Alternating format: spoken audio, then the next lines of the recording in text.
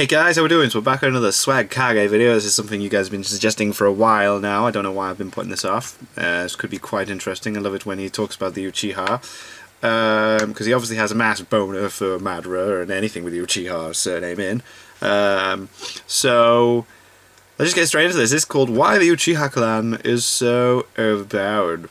You know, Swag Kage, I really do like your channel, but I'm going to give you a criticism I'm sure you never heard before. Oh, God. You really get on my nerves when you like the Uchiha.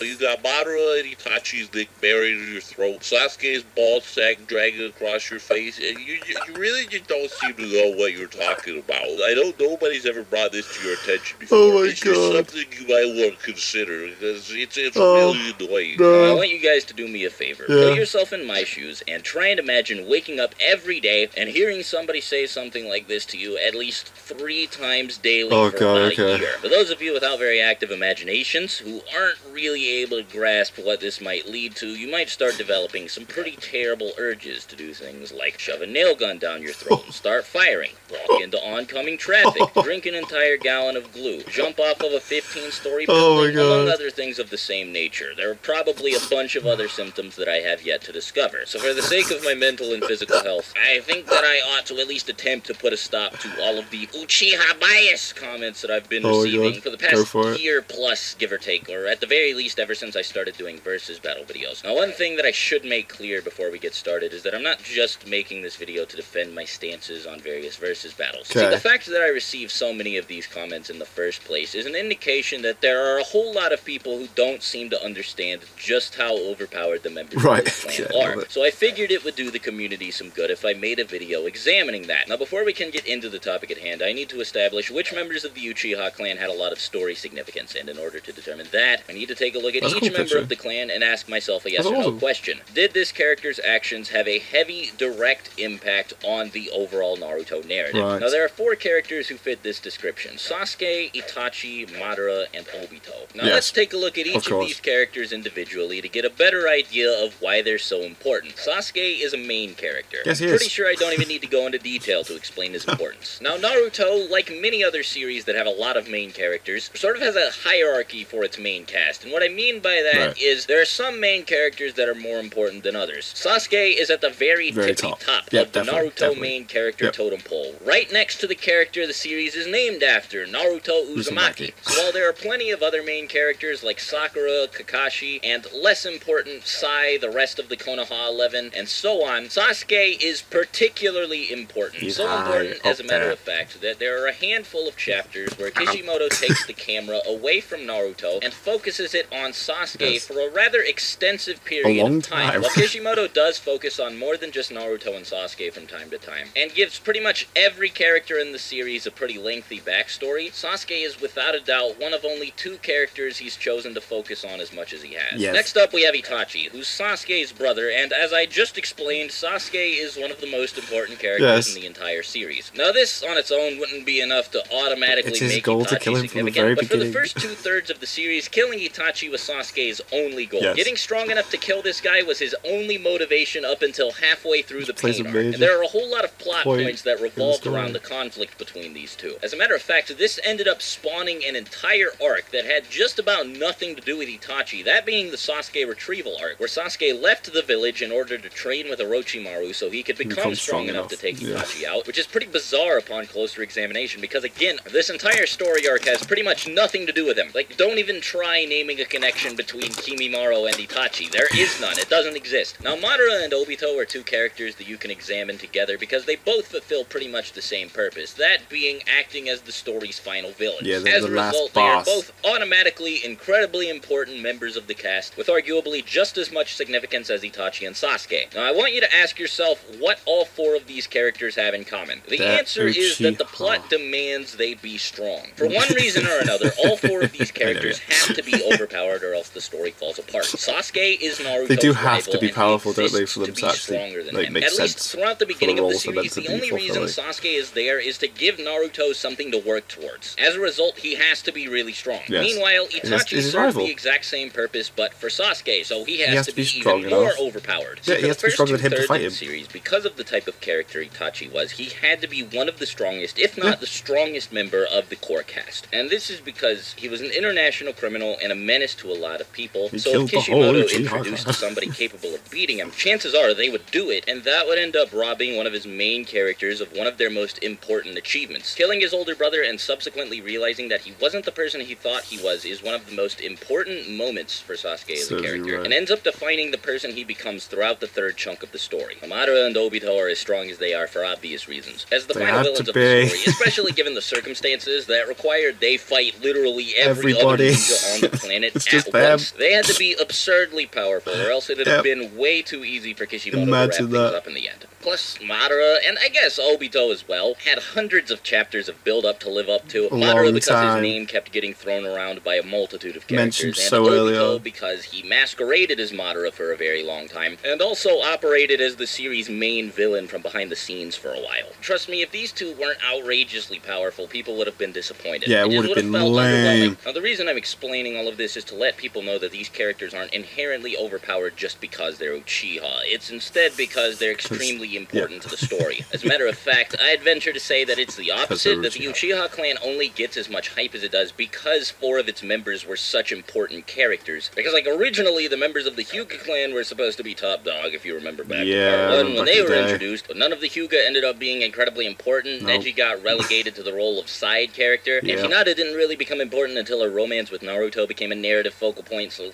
Like, hopefully you're starting to see why the yeah. clan seemed a lot less imposing in Shippuden than it did in part 1. And if you want some more evidence for what I'm talking about, just go and rewatch the whole series, and you won't be able to find a single Uchiha outside of the 4 I've mentioned That's so anywhere to be cool. seen. Outside of flashbacks, they don't show up. And even the ones that do appear in That's flashbacks amazing. don't That do picture's anything amazing. and don't seem to be too terribly powerful. Now this is important because the fact that all 4 Uchiha who do anything within the boundaries of the main series are top tier characters with a lot of focus placed on them makes it seem like the clan in general is a lot more powerful and a lot more important than it actually is. Yeah. Since every Uchiha we see is a fucking badass, we It's as true. audience members can't be faulted for just kind of assuming that The that's all how every Uchiha, member of like, the yeah. clan is. We In never reality, saw that's anyone not the just case. Now, be I weak rather and mess up. conveniently have a pretty easy way for you guys to rewatch the series if you want to humor me. That doesn't require you to break the law or pull out your credit card. Today's video is sponsored by Verve, an app owned by the team over at Crunchyroll that hosts a whole bunch of different streaming sites, including the 2 biggest anime streaming platforms on the market, Crunchyroll and Funimation. Now, I if you love click the link in Crunchyroll. the description, you'll get a free 30-day trial of Verve Premium, which will allow you to watch all of the anime hosted on both of these platforms Oh, wow, completely okay. free, either at home or on the go with no Both. internet connection. So there's some If you stuff on find Funimation yourself that's not on bored Crunchyroll. on the subway or on a train or something, feel like watching Naruto, Verve's got you covered. Of course, if you don't feel like rewatching Naruto, you could always watch something else, like JoJo's, Death Note, Cowboy Bebop, My Hero Kill la Academia, Kill. One Punch Man, and all of the other anime the Verve has to offer. It's also got some other Kill la stuff Kill like the so content good. on Machinima Rift Tracks, Rooster Teeth, and so on, and you can Oh. find out about all of that if you click the link in the description. I personally use it exclusively That's for cool. anime, but I'm sure plenty of you will get a kick out of all of the other stuff you can find on the app. Now, if you do choose to rewatch the series this way, you're going to notice a theme, and that is that Kishimoto likes to play favorites with his characters. This is a pretty bad mistake for an author to make, especially when they go about it the same way Kishimoto does. I am willing to admit that despite how much I love this series. See, it's inevitable for an author to grow attached to certain characters of course. theirs in particular over the course of writing their story. It's totally understandable. But the way Kishimoto chooses to display this favoritism is generally at the expense of everybody else. Now, let me elaborate on what I just said, because this is a bit of a complicated issue to discuss. There are a lot of Okay. factors to this problem. The first of these is the fact that Naruto is very fast-paced. Despite the fact that it's 72 volumes long, a lot tends to happens. happen over short periods of time. The Land of Waves arc is only 4 volumes long, and this is a link that many of the other arcs throughout the series share. To put this into perspective as effectively as I possibly can, Shippuden starts at volume 28. Jiraiya vs. Pain takes place in volume 41. 21. In other words, the Kazekage Rescue Arc, the Orochimaru and Sasuke arc, the Hidan and Kakuzu arc, and the Itachi Pursuit arc all take place over the course of 13 volumes. Right. That's a lot of stuff to cram into a relatively short amount of space. But Kishimoto's then... also extremely ambitious. He likes to introduce a bunch of characters and a bunch of ideas all at once, all while trying to keep the story moving forward. Do a very good job. Because of this, he runs into a problem where he has so many characters to work with that there is no conceivable way for him to focus on all of them, at least without causing the story to come to a grinding halt. And in any series, as you progress through it, you expect a very clear sense of progression, and in shonen, this sense of progression typically comes from a progressive increase in the power of the characters. Now, as I've established, Naruto is very fast-paced, so this progression happens very, very quickly. For instance, in just 19 volumes, Naruto goes from being incapable of performing even basic ninjutsu to mastering the summoning jutsu, which allows him to summon a Sanin-level sage creature, the multi-shadow clone jutsu, an A-rank ninjutsu that even Jonin struggled to master, and the Rasengan, a legendary ninjutsu known only by the 4th Hokage and a member of the 3 legendary Sanin, Jiraiya. Also, by the end of the second arc, you have ridiculous shit happening like Gaara transforming into a tailed beast, and Orochimaru reanimating the first 2 Hokage in order to assassinate the 3rd Hokage. So with insanely quick progression like this, it's just not possible for Kishimoto to focus on every member of the cast here. But he has to keep the story moving forward somehow, so like I said, he plays favorites. He has some characters progress more quickly than others, and the 2 that feel the effects of this most strongly are Naruto and Sasuke. Now, in the moment, their development does tend to feel very natural. They become stronger, faster, more durable, and learn new jutsu, just as every shinobi should. But when looking at it in hindsight, because Kishimoto focuses on the 2 of them so heavily, the amount of growth the 2 of them experience dwarfs that of the other characters, and that's not surprising, not to anybody who's watched the series, but it is relevant to this video. Now, because Kishimoto has a habit of introducing a ton of new characters that he has no intention of developing, Naruto and Sasuke seem to blaze past everybody. Yeah, they do. Now, initially, this isn't much of a problem, because at the beginning of the series, they're both low-level shinobi. They're Genin, and they have mentors that are much stronger than both of them. But eventually, as things tend to go in shonen, the 2 of them manage to surpass all of their former mentors, and this is where the problem comes in. Kishimoto has to make villains stronger than, or relative to the strength of both of them, so that neither of them breeze through any you can't just one-shot the bad guy. As a result of this, everybody that they've surpassed starts to get left behind. And as they can't even like do anything against them. This eventually reached the point where Sasuke was fighting the fucking 5 Kage. One arc before, Naruto was fighting alongside those same Kage against reanimated versions of some of the past 5 Kage and a bunch of other Kage-level enemies. Well, of course, these were not the final villains of the story, so inevitably the characters were going to have to run into a villain strong enough to act as a roadblock for all of these Kage-level fighters. Kishimoto introduced 2 villains to fill this role, and both of them happened to be Uchiha. Now, there was another main villain who was at the very least temporarily on the same side as Madara and Obito. That was Kabuto. Now, I assume Kishimoto made Kabuto so powerful because he wanted to give Sasuke an opponent while Naruto was off fighting Tobi, and it obviously couldn't be Madara because he'd been hyping Madara up for fucking eons, and if Sasuke, another Uchiha, one who was only like 16 or 17 at that, came along and got rid of him, well, that wouldn't be very satisfying. As a matter of fact, that would be stupid. But then he must have realized that Kabuto was way too powerful for Sasuke to take on alone. But he couldn't think of anybody that Sasuke would ally himself with.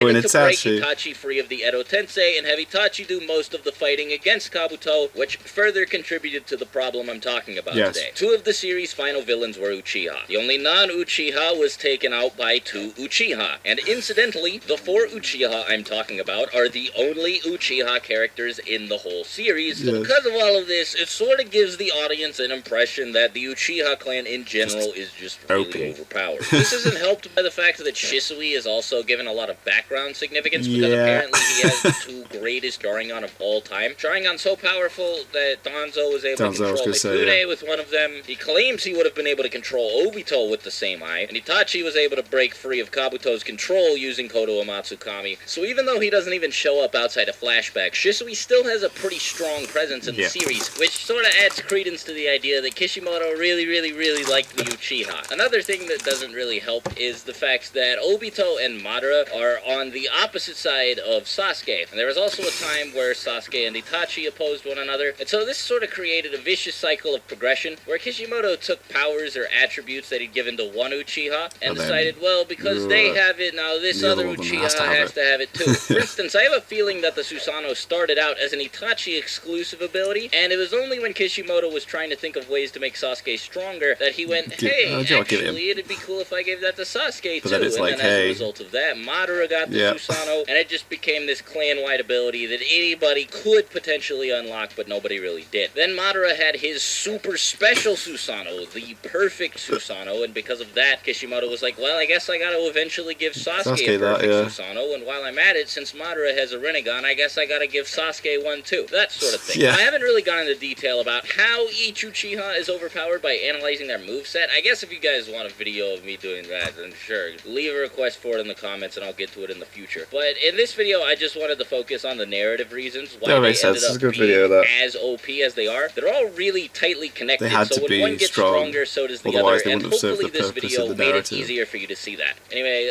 that's all from me. Till next time, talk to you later. Swag Kage out. Bye. Made sense.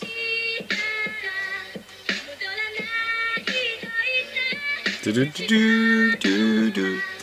Owie, owie, owie, owie. No, that was cool. It does make sense. Like they had to be strong, otherwise they wouldn't have served their purpose. You can't just one-shot the boss. It's boring. It's like in there's going to be a lame example, but people find ways of like just bringing bosses down in Destiny 2 like straight away, and I'm like, you've spent so long going through the level to just then go melted. Like, you want at least like a few minutes of like doing some sort of tactical thing to make it more exciting. Otherwise, it's like, oh, well, what was the point in that? So that's, yeah, totally down on that video. That's awesome. So yeah, thank you very much for watching. What did you guys think of that? What did you guys think of this? Click like, subscribe if you haven't already. Leave comments down below. Let me know what I should watch and discuss in future videos. And I'll see you guys, yes, all of you guys, next time. Bye. I nearly poked myself in the eye then. That was very close. Whew.